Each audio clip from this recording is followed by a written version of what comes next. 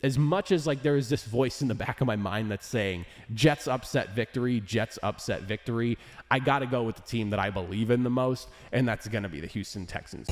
You're listening to the Greeks Gridiron. Now here's your host, Ethan Haristadoulou. Good morning, everyone, and a happy Friday, and welcome back to the Greeks Gridiron. I'm Ethan Haristadoulou, and it's that time. Once again, we're making picks, this time around for week number 9 of the NFL.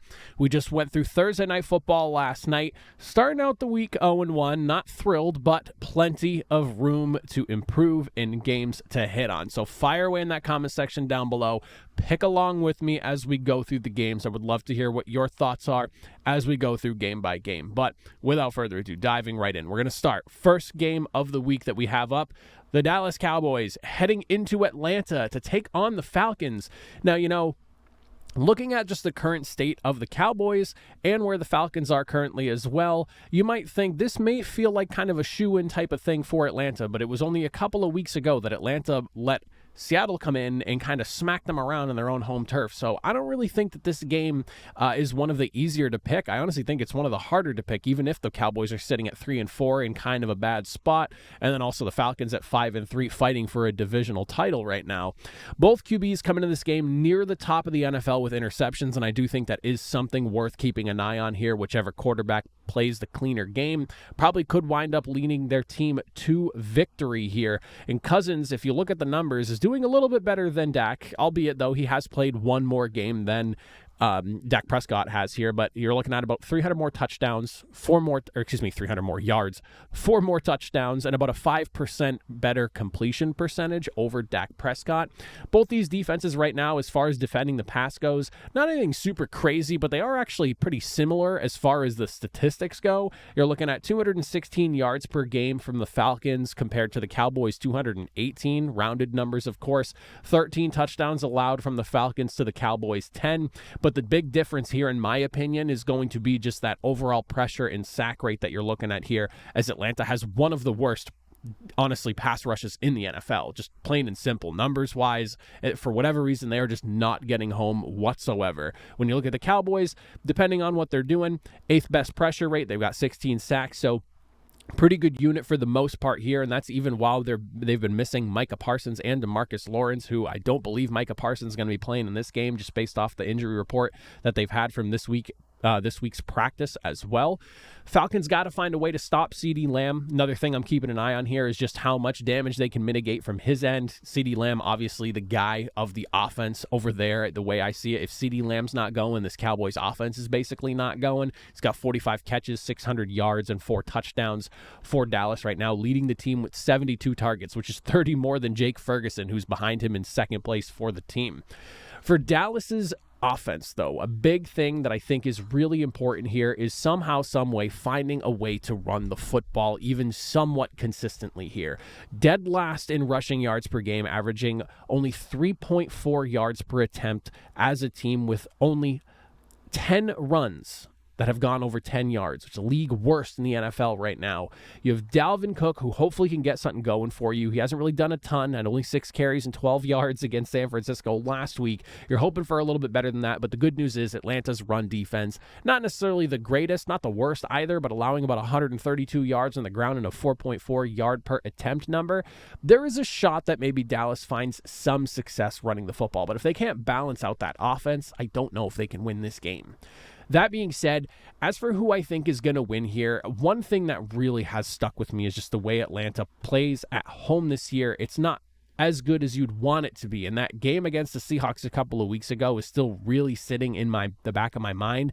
But the other thing that I'm thinking about too is just how badly Dallas needs to win this football game. The Cowboys falling to 3-5 is going to be a bit of a disaster. I know that you look at a team like maybe the Jets or something like that in a tough spot. They're sitting at 3-6, and after last night's win, maybe some people feel like they're okay, but that's not the situation you want to find yourself in right now. So I feel like Dallas needs this game just a little bit more. The NFC South is kind of wide open right now, especially after Tampa Bay lost 2 of their star wide receivers in the same week.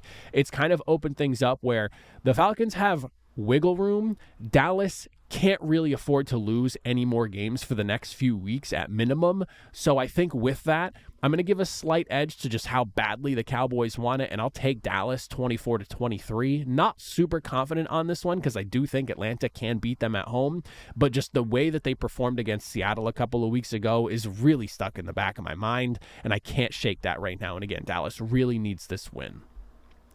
Next game we're going to take a look at is going to be the Denver Broncos heading into Baltimore to take on the Ravens. Ravens are -9 favorites for you betting people out there. I don't like that number, especially not against Denver's defense. I do think that Denver has a good chance of keeping this game close. They have had a really good unit all season long, especially when it comes to getting after the quarterback up front.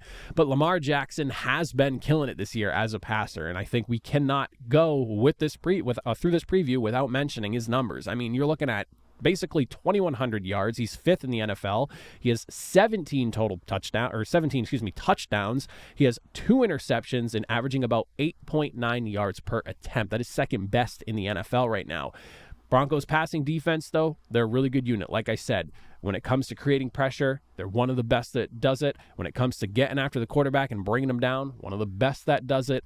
And on top of that, they don't let teams move a lot through the air. You're looking at 4th lowest yards per game allowed. They're 3rd in overall pressure rate, 2nd in sacks with 30. And then you look at a guy like Patrick Surtain, he is an absolute shutdown corner to a T. He has 18 total targets this year, 12 receptions going that way, 114 yards, a touchdown, and 3 picks, according to NFL's Next Gen Stats. So this is going to be a dogfight for Baltimore. I don't think that this is going to be some sort of runaway game. And I do think part of the reason why there is like that thought that maybe they do run away with it is because of Bo Nix and just how he has played this year. Bo Nix has looked really good the last month. He just won, I believe, Rookie of the Month, if I'm not mistaken. But the big thing that I'm worried about is the pressure that Baltimore could bring onto Bo. Because when it comes to him and facing pressure, he is a completely different quarterback, which makes sense. Quarterbacks typically play better when their pocket is clean and they don't have guys breathing down their necks. But when you look at Bo Nix in comparison from when he's under pressure to when he's not under pressure, he has 200 yards under pressure passing in comparison to the 1,300 yards he has thrown when he's not under pressure. He has 2 touchdowns to 3 interceptions under pressure, 6 touchdowns to 2 interceptions when he isn't under pressure, and his yards per attempt plummets from 6.8 when he's not under pressure to just 3.2, and his completion percentage is at 41.5% when he's got guys coming after him compared to the 70 when he's clean in the pocket. So it's one of those things where Baltimore, if they can get after Bo Nix, they can really make him uncomfortable, maybe force him into a mistake or two. And that's maybe where I think that massive line is coming from in that -9 there. But I don't think with how good Denver's defense has been this year that Baltimore is going to just be able to run away with the football game like that. That being said, as for who I think is going to win, I am leaning, and there is the concern about Lamar Jackson having not practiced the last couple of days. That is also something to keep in mind. Just how healthy is he going into this game? But he has not participated with a back and knee thing going on both Wednesday and Thursday. Again, something worth keeping an eye on there. I am leaning Baltimore. I do think that if this game was in Denver, I may be able to find a way to talk myself into picking the Broncos, especially considering the circumstances surrounding like the injury with Lamar Jackson. But I do think I like the Ravens here. I have them winning 23-20. I expect Denver to keep this close. I didn't expect the Ravens to lose the game last week. I think they shocked just about everyone, and they had fairly many opportunities to put that game away too.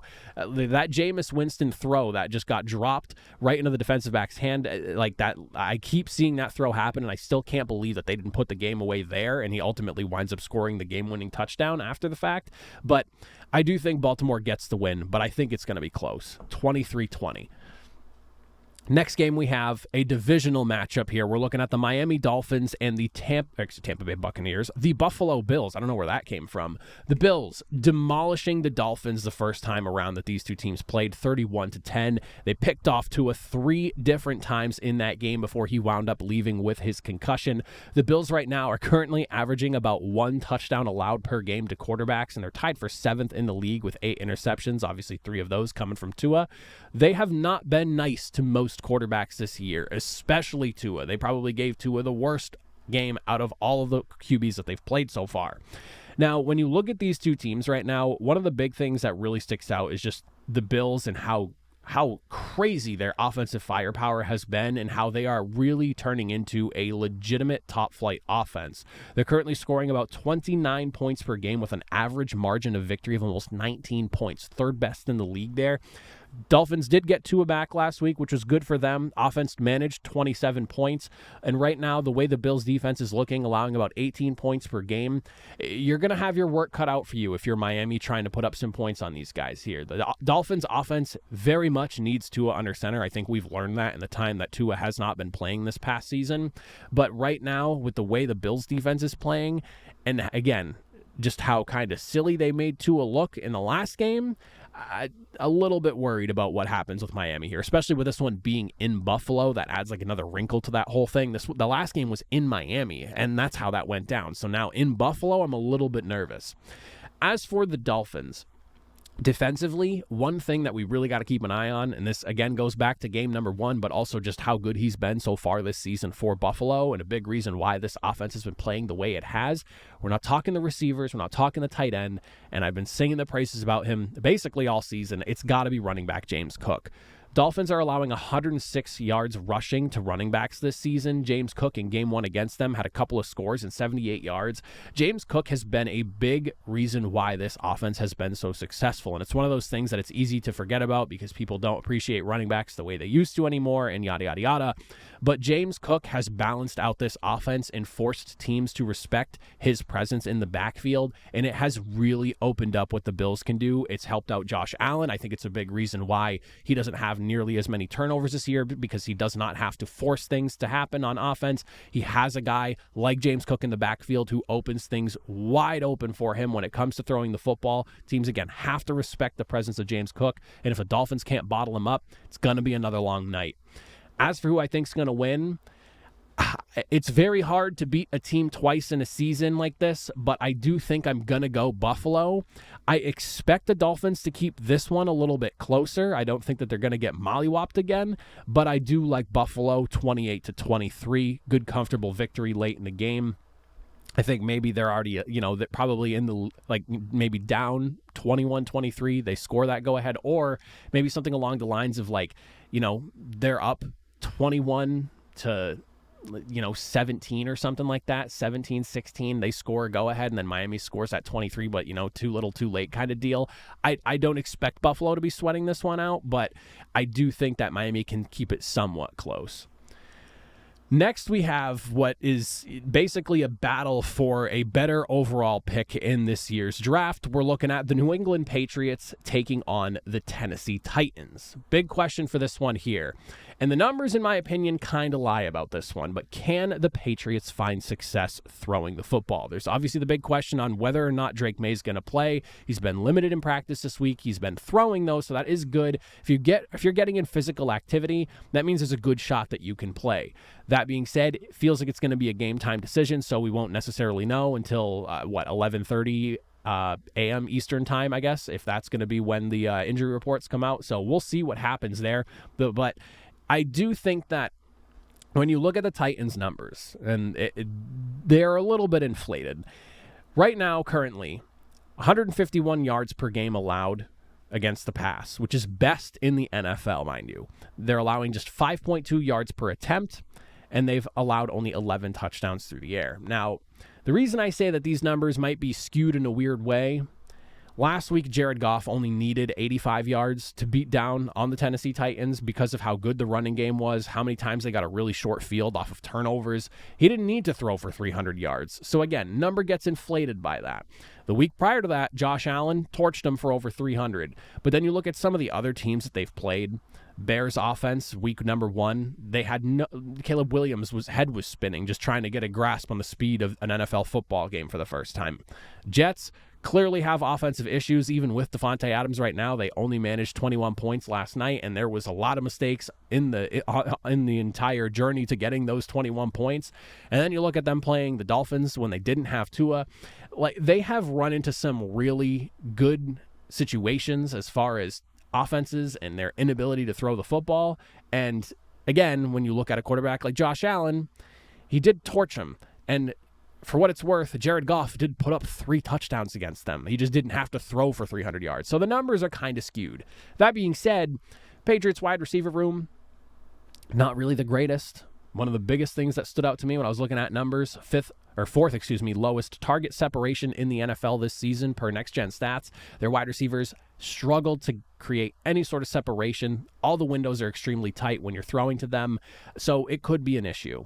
I think one thing that's really going to help the Patriots is just good defense in this game, keeping the score nice and low. One guy I'm really looking at is Christian Gonzalez and how he matches up against Calvin Ridley. He is the de facto guy right now over there in Tennessee and is a big part of their basically is the passing attack almost. When you look at him, he owns 47.7% of the Titans' air yards this season, which is the highest share by a player for his team, according to Next Gen Stats. So he is where the passing game starts and finishes. So if Christian Gonzalez can lock him up, and Christian Gonzalez has looked really good this year, I think the Patriots have a good shot keeping the score low and winning the game. The other thing is, of course, you got to watch the Patriots O-line and how they're going to play. Granted, they're going up against the Titans pass rush. That's not really great. Tied for 27th in the league in sacks with just 14. Only 70 pressures this year altogether, which is 31st in the league. The Patriots, of course, though, league's worst offensive line when it comes to allowing pressure. They've allowed the second most sacks this season, although that might have changed now with Texans. I think now they're third, technically speaking, so I put that note in before the game last night. But that being said, it's going to be an ugly contest. They got to keep the score low if the Patriots want to win. The Titans' quarterback situation is also something I'm not super big on, and whether it's going to be Will Levis or Mason Rudolph, I don't really know if either one of them is going to give them a ton of success either way. So I think I like the Patriots here. I really like the Patriots if Drake May plays.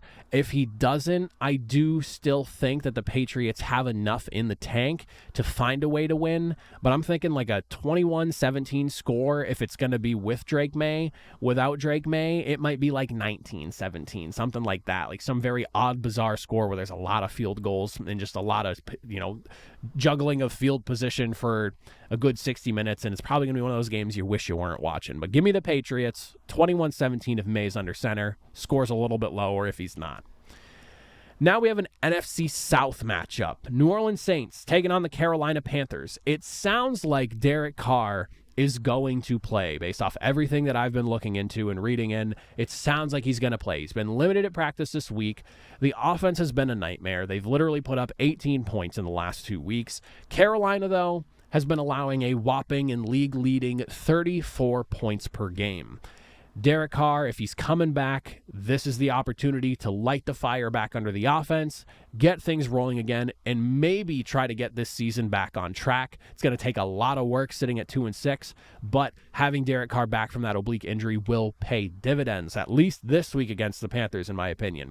Saints defense, with the way they've been playing, could mean to a lot of points in this game, and I say that negatively because right now the Saints are allowing the most yards per game this season. They are letting teams move up and down the field, and on top of that, they're allowing the 8th most points per game as well at about 26 points.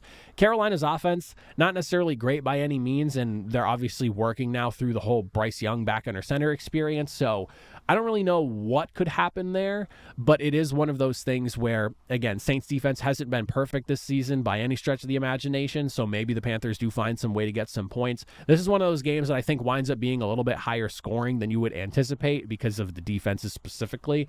And then, of course, wide receiver health is something you'll have to keep an eye on with the Saints here, with Bub Means and Cedric Wilson pretty much set to miss this game. Neither of them practicing either Wednesday or Thursday right now. Maybe if they get something in today, that is a possibility, but I'm expecting that they don't play. If you've already missed 2 practices this week, you're going to be very much behind the 8 ball. Panthers also are dealing with a ton of injuries as well. Both these teams honestly hurt in a bad way. Like the injury report that I try to take a snapshot of and throw into my notes here, it feels like a mile long for both sides with a lot of significant guys on either end.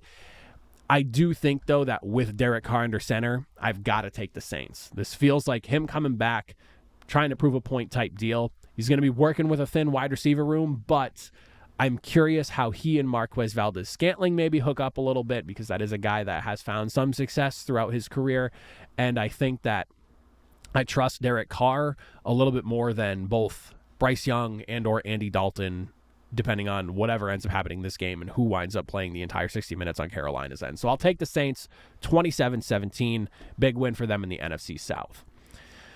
The Raiders and Bengals. This is a tough one here. This is the next matchup we're looking at. This is a must-win game for the Bengals to keep their season alive if they want to fight for a legit playoff spot. The Raiders right now feel like they are trending in the complete wrong direction, and this feels like a team that might be bottoming out and might be facing a reset this year. The Bengals, though, with a franchise quarterback, you still have Jamar Chase. Of course, T. Higgins dealing with an injury, but you still have him as well.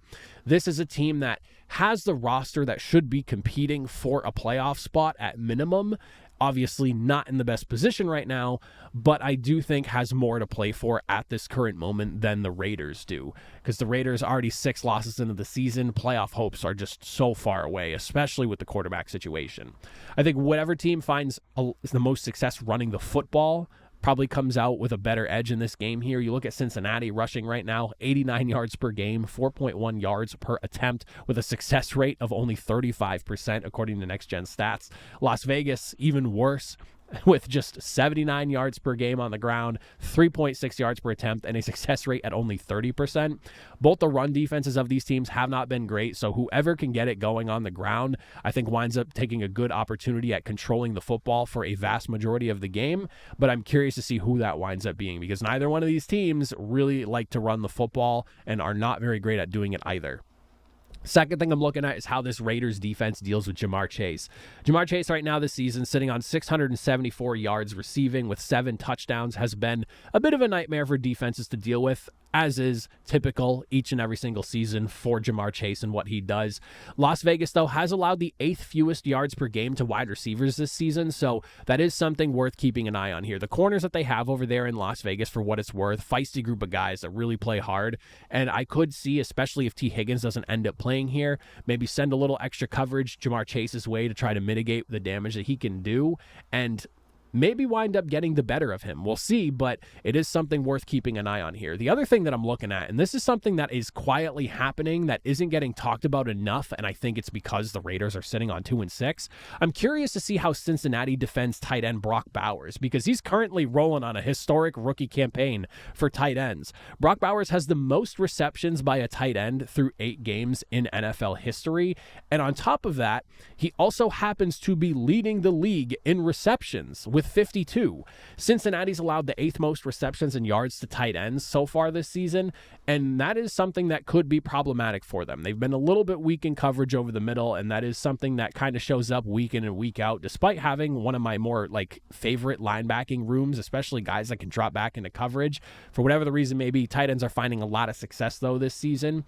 That is something to keep an eye on. I didn't even realize until I found that number and found those stats when I was doing some of the research for this game that Brock Bowers was having this historic rookie campaign. I know he's been playing well, but I didn't realize it was like this, leading the league in receptions. If he leads the league in receptions come season end, he's going to be one of the youngest guys to ever do it in the NFL, which is crazy to think about. That being said, for the actual game itself, the biggest thing for me against the Raiders is just the quarterback situation between Gardner Minshew and Aiden O'Connell, and neither one of them playing extremely well. I am kind of concerned about what they're going to look like offensively, because not only are they having quarterback issues, but they can't run the football either. Cincinnati's defense, for what it's worth, has not been great, so there is an opportunity to have maybe a bounce back type of game, a get right type of game, but I think that the Bengals have a little bit more in the tank, and this one being in Cincinnati helps me feel a little bit better about going Bengals in this one here. So I'll take Cincinnati 21-14.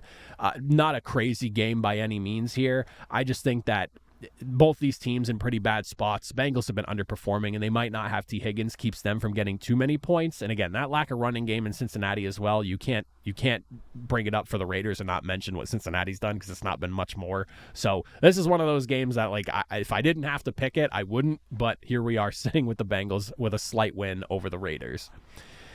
Next one, and this is this again, 2 back-to-back really tough games here. Funny enough, with AFC North teams involved, the Chargers heading into Cleveland to take on the Browns. The big question I have here is, are we going to see a continuation of the Jameis Winston miracle run? You look at what he did last week against the Ravens, 334 yards passing with 3 touchdowns. He looked really, really good.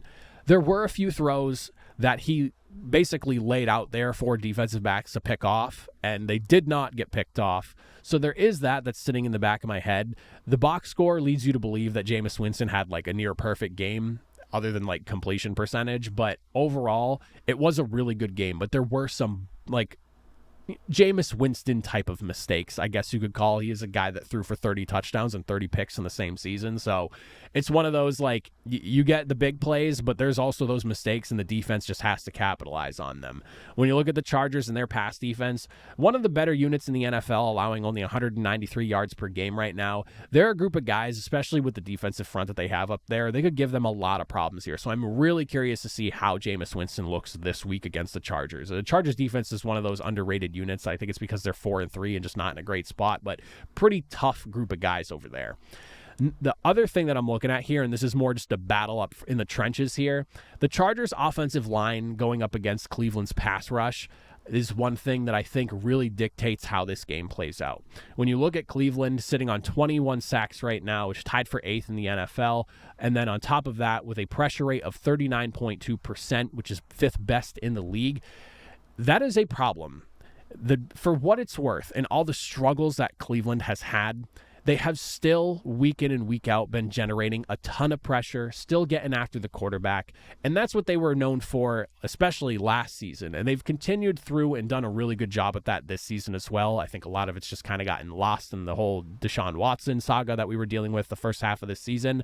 But now that things have changed at quarterback, defense has looked pretty good. You get a big win over the Ravens last week. You can maybe start looking at some of those positives, and this is one of those. The reason I bring this up is because the Chargers, they're a so-so, but they've also dealt with injuries along the offensive line. So, like, just how healthy is that group of 5 up there realistically? I mean, you look at the numbers, 18 sacks allowed. They're tied for 12th with like 6 other teams, something like that.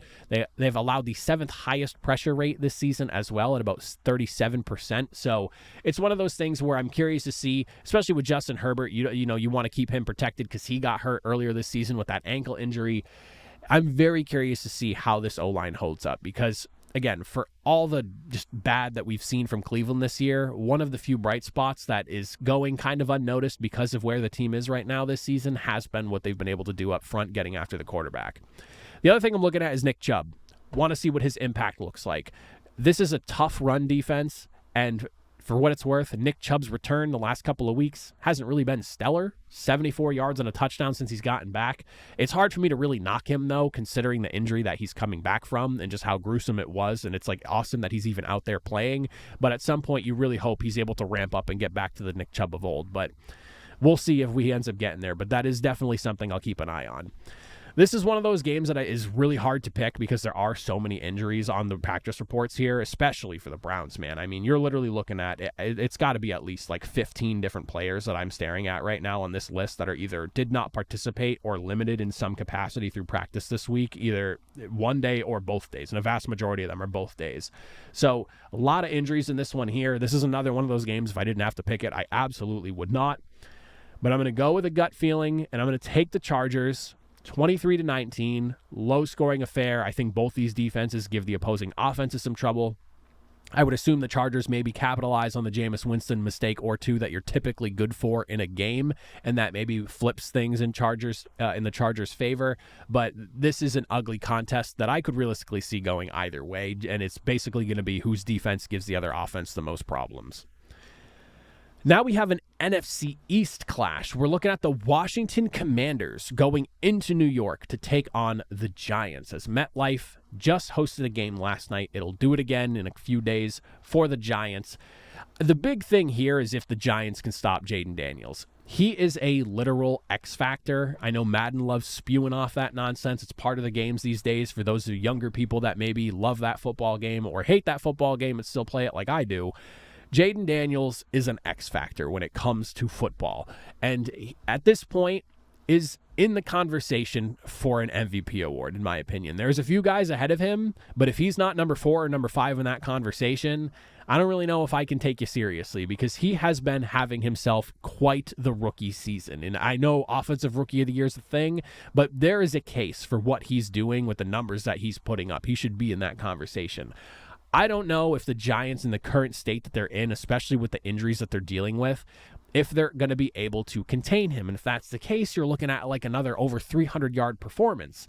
I mean, it's just one of those things that seems like every single week, Jaden Daniels is, rushing for nearly 100 yards, throwing for nearly 300, if not more than 300. It's insane what he's been doing. So it's on the Giants to make sure that they can limit the damage that he's doing. And with so many injuries that they're dealing with right now, especially on the defensive front, it's one of those things to just keep an eye on. On the flip side of things, defensively for the Commanders, the defense has actually been pretty good, shockingly. They've had some games where they've not looked good at all, but when you look at like 5 of the 8 games that Washington has played, they really have not allowed teams to score a lot nor move a lot, which has been pretty surprising because this defense was not good last year, but they have really done a big flip, and that's one of the more underrated reasons as to why this team is currently sitting at 6-2, leading the NFC East.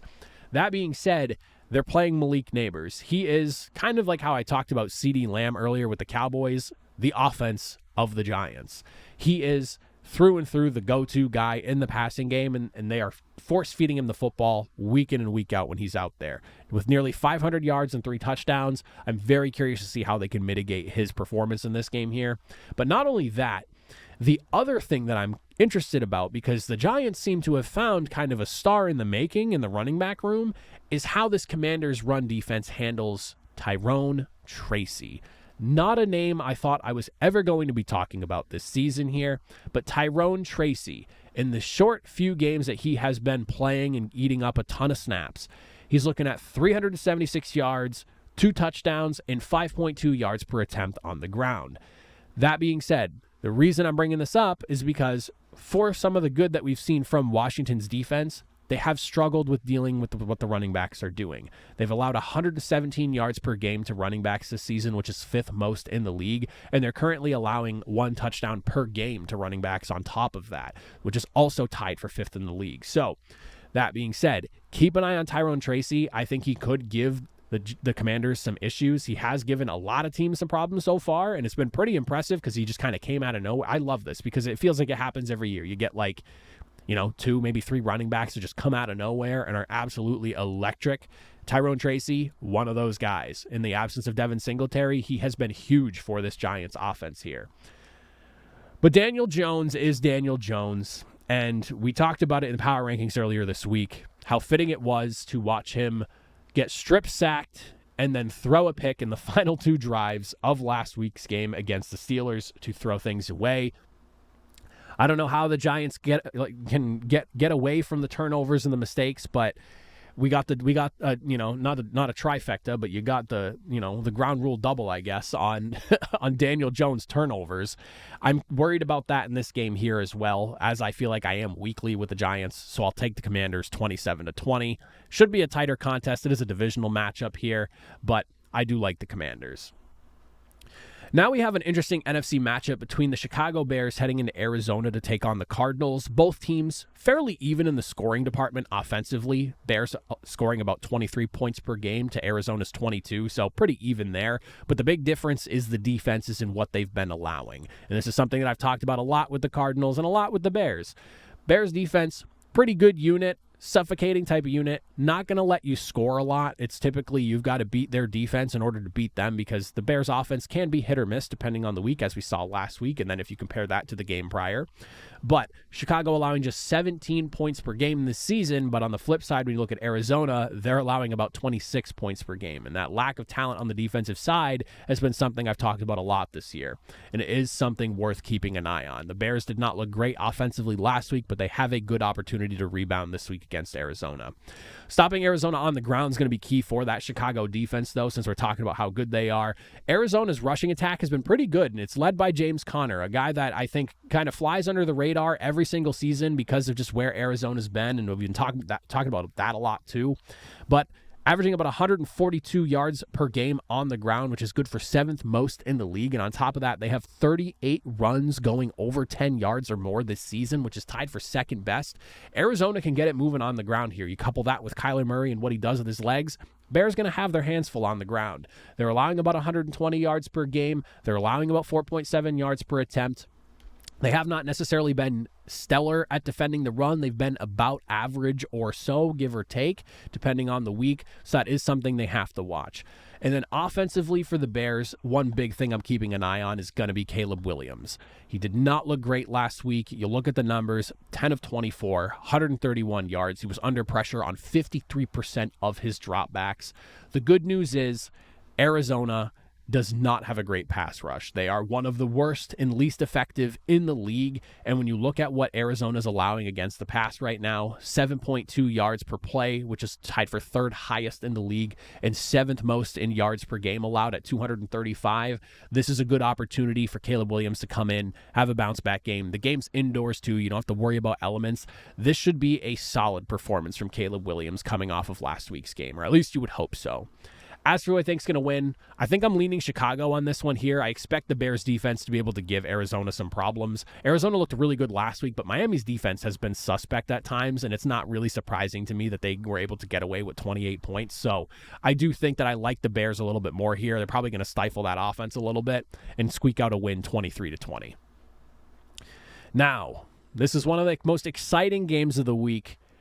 They battle for the North. On the NFC side of things, the Detroit Lions heading into Lambeau Field to take on the Green Bay Packers. Packers going to be rocking their throwback uniforms in this one here as well.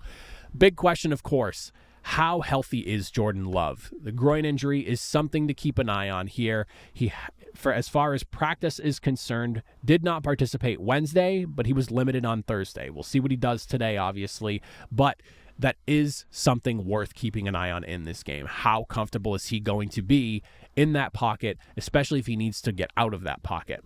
For me, though, big things I'm looking at. Green Bay and their defense. Can they slow down Jared Goff in this Lions offense and what they've got going on right now? Jared Goff's numbers are kind of crazy at the moment, especially if you condense it down to the last 5 games, where he's sitting on an 83.6% completion rate. And the Lions offense as a whole in those same 5 games has scored a whopping 24 touchdowns. 24. That's kind of crazy. I know they just smashed on the Titans last week, and maybe that inflates the number a little bit, but the number is what the number is in that case here, and I buy it coming from the Lions right now. The Packers defense has to play their best football game against the Lions right now because they are rolling. They can get it done through the air. They can beat you up on the ground. This has to be one of their best performances of the season.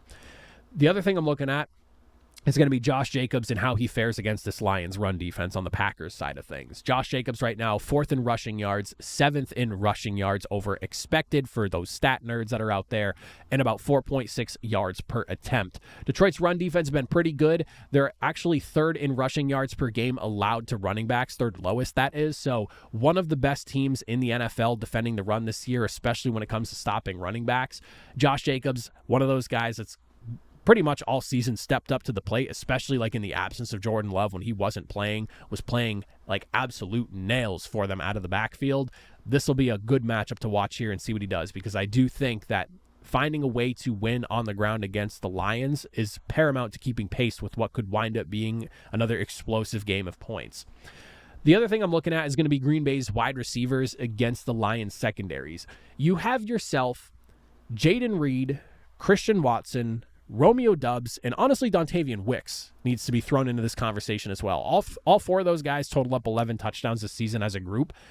The reason I'm bringing them up, though, is because the Lions' pass defense has allowed teams to move, and that is a bit of a problem. 248 yards per game allowed. If Jordan Love is good to go and he's healthy, this secondary will be put to the test against the Packers. The Packers have a bunch of really good young wide receivers. And honestly, you could even look at some of the tight ends now, too, over there in Green Bay. Their passing offense is really starting to flourish under Jordan Love and all of these really young pass catchers. And it's one of those things where if the issues that have kind of plagued the Lions over the last few years of just inconsistent play in the secondary, and also the fact that they're struggling to generate a ton of pressure and get to the quarterback, especially losing Aiden Hutchinson. Since losing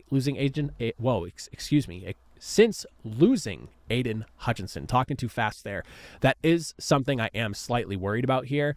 And you look at guys like Jaden Reed, I feel like you can create so many interesting creative scenarios for him to get the football and score. And then Romeo Doubs is like a spectacular catching touchdown machine. Christian Watson, not nearly as effective as he has been the last few years. It almost feels like he's playing fourth fiddle in this group of wide receivers here. So you have plenty of guys to work with. And like I said, Dontavian Wicks, he has 4 touchdowns this year. Like, Wicks is supposed to be the number 4 wide receiver on this offense, and he's got 4.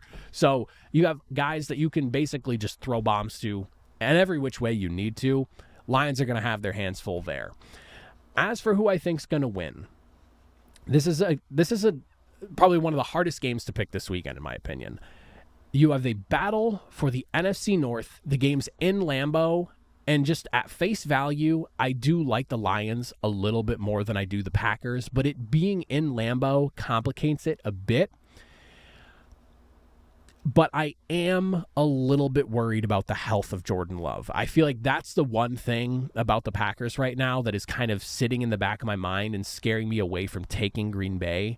So I think I'm going to go Lions 34-28. I'm thinking points in this game. I'm thinking fireworks. Again, battle for the NFC North, and it certainly should be one. And I think we're going to see a lot of fireworks in this game here. So give me the Lions 34-28. The only reason I can't lean with the Packers is because I just don't quite know how good Jordan Love is actually feeling. And if he's maybe even somewhat limited with his mobility in the pocket, that does worry me a little bit. Now we'll have ourselves an NFC West clash. This one between the Rams and the Seattle Seahawks. Puka Nakua's availability, definitely something worth keeping an eye on here. He popped up on the injury report from practice yesterday, and so we'll have to see what winds up happening with him. It sounds like it's the same knee that he injured during training camp, and then the same knee he aggravated week 1 that ultimately led to him missing a bunch of time. But when you look at what happened last week with Puka and Cooper Kupp's return, 4 touchdowns, which was an unbelievable performance on Matthew Stafford's end. And on top of that, when you look at his performance without Kupp and without Nakua during that span of time that they had both been missing, he only threw for 2 touchdowns. Not exactly where you want to be. Hopefully Puka's healthy. Even with just Cooper Kupp, I still feel pretty good about this Rams offense because you guys, of course, have Kyron Williams out of the backfield. Demarcus Robinson is a solid option for them. Caught a couple of touchdowns last week. But without Puka, I am a little bit scared about what this Rams offense can look like. I really feel like it heavily involves both Kupp and Nakua, and both those guys, you want them out there for the Rams to come out victorious here. The big thing that I am looking at, though, offensively, outside of the wide receiver room, is going to be Kyron Williams and how he fares against this run defense over there in Seattle. Seattle's allowing 148 yards per game, 4th most in the league right now against against teams on the ground, 4.9 yards per attempt allowed, good for 5th most in the league. And then on top of that, a run stuff rate of only 12.9%, which is 6th worst in the NFL. And since week 4, 7 rushing touchdowns allowed. Kyron Williams has the 3rd best, according to Next Gen Stats, rushing success rate right now at 54.7%. And he also has 533 yards and 8 touchdowns on the ground. Kyron Williams loves finding the end zone, and Seattle could have their work cut out for them this week against them. And then the last thing I'm looking at for this game here, and one that I think could be a big factor, is going to be how Geno Smith handles the pressure he faces from the Rams. The Rams aren't necessarily getting home when it comes to getting after the quarterback, but they are creating a lot of pressure right now. When you look at their pressure rate, 39.6%, 4th best in the league, they are making quarterbacks uncomfortable, but they do only have 12 sacks. They're just not getting the guys down, but they are creating a ton of pressure. And on top of that, if you dive even deeper, you got rookie Jared Verse, 19% pressure rate this season, 5th best in the NFL as a rookie. And when you look at the Rams even further than that, along that defensive front, you have yourself 3 guys in the top 35 of individual statistics on defense in the NFL in pressure rate with Jared Verse, Byron Young, and Braden Fisk, which is impressive. I believe no other team has more than 2. So the Rams look really, really good up front right now, especially with how young those guys are as well, because all of these guys were drafted, I believe, in the last couple of years or so. Byron Young, I think, this is his 2nd year now, 3rd year, if I'm not mistaken. So, none of these 3 guys have been in the league that long. But Geno Smith, been about 50-50 against pressure this season right now. He has 5 touchdowns, 4 interceptions, a 49.5% completion rate, and he's been sacked 21 times under pressure here. So if the Rams are getting there and at least just making him uncomfortable, you can throw Geno Smith off and put him in positions where he makes bad plays. So that is something worth at least keeping an eye on. As for who I think is going to win here, injuries on the Seattle side are something that I've been concerned about for a while. DK Metcalf did not participate in practice both Wednesday and Thursday, so that is something worth keeping an eye on. You also have a bunch of other guys that are limited. The defense has been very unhealthy, but has kind of slowly been working their way back, so hopefully they're looking pretty good. Another guy to keep an eye on is Noah Fant, the tight end. He was limited Wednesday, but did not participate on Thursday in practice, so just some key injuries on the offensive side worth keeping in the back of your mind as you decide to make some pick for this game here. I do think I like the Rams just a little bit more. This one in Seattle does kind of complicate this one for me, but I think Puka, if he winds up playing and he's good to go, I know he popped up on the injury report and it is something worth keeping an eye on, but if he's playing between Kupp, Nakua, Kyron out of the backfield, and Matthew Stafford, of course, throwing the football, I think I like the Rams by a hair, 26-24. Now we have a Jacksonville Jaguars heading into the Philadelphia Eagles matchup to look at here.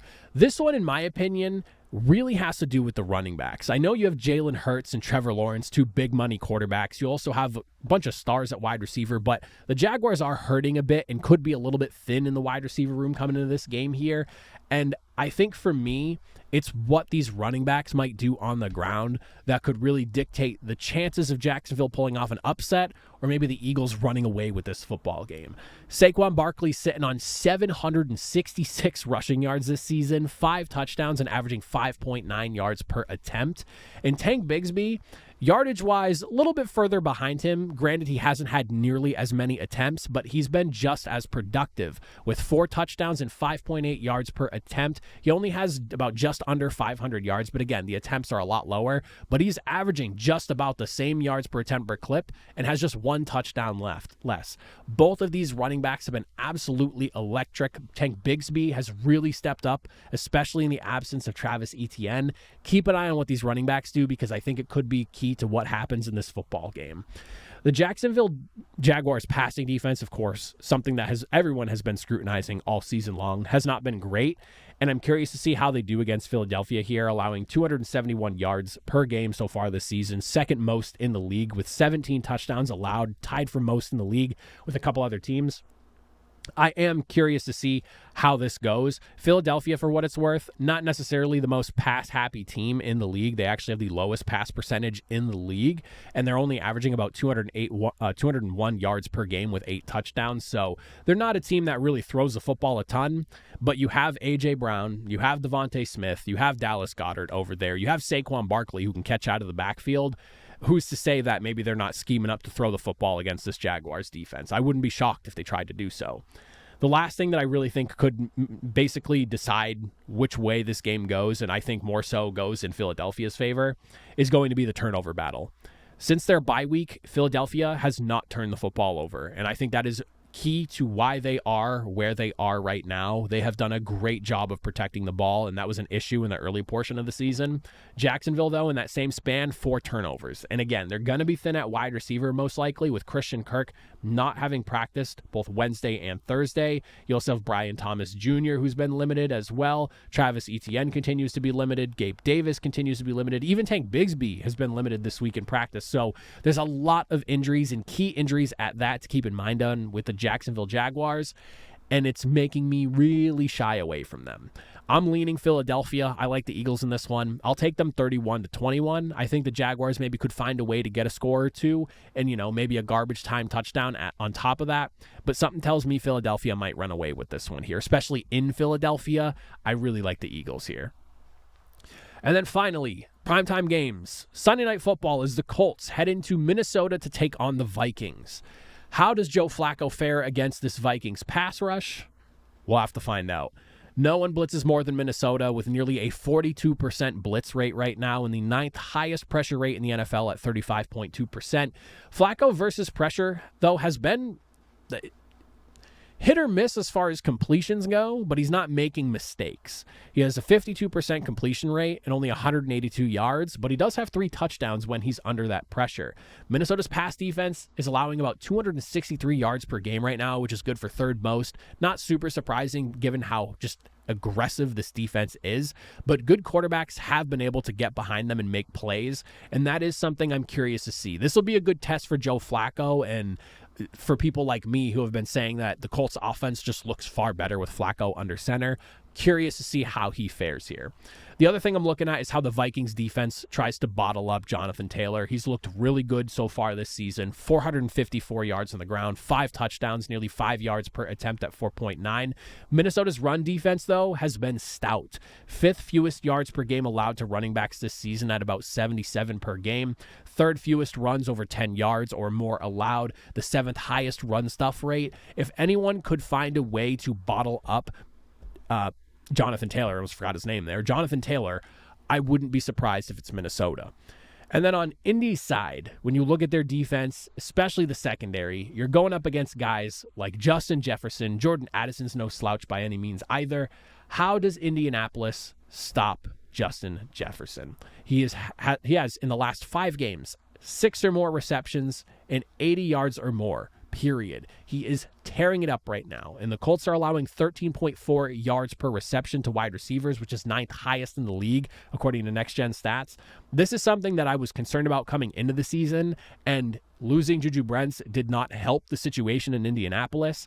And they have been getting, I don't want to say torched by wide receivers, but they are struggling right now to keep guys in check. And Justin Jefferson is going to be the best guy that they faced. Jordan Addison, I think, is a great Robin to his Batman. So Colts are going to have their hands full. And when you couple that with a pressure rate and just a defensive front that is not super, super impressive right now in Indianapolis, a little bit concerned. And on that topic, the Vikings O-line. I think you can't go without mentioning this at the very least. How does Cam Robinson look at left tackle if he winds up eating up the majority of snaps there? Obviously, Christian Darrisaw down for the season with his injury last week. Cam Robinson comes in via the trade. But like I said just a second ago, with Indianapolis and just how they've not been great at getting much pressure, they've dealt with a lot of injuries on the offensive line. They're bottom 3rd in the NFL in both sacks and pressure. I think the Vikings will be okay. This is probably a game that the Vikings look pretty good in. Don't get me wrong. I'm not super high on the Colts defense right now, so I like the Vikings. I'll take them 28-21, secure another victory, get back in the win column after dropping their last 2 games here, and a much-needed win at that to stay in the race of the NFC North. And then to wrap up the week, we have the Tampa Bay Buccaneers heading into the Kansas City Chiefs Arrowhead Stadium. Chiefs, 7-0, undefeated. They have yet to lose a football game. Can Tampa Bay get it done?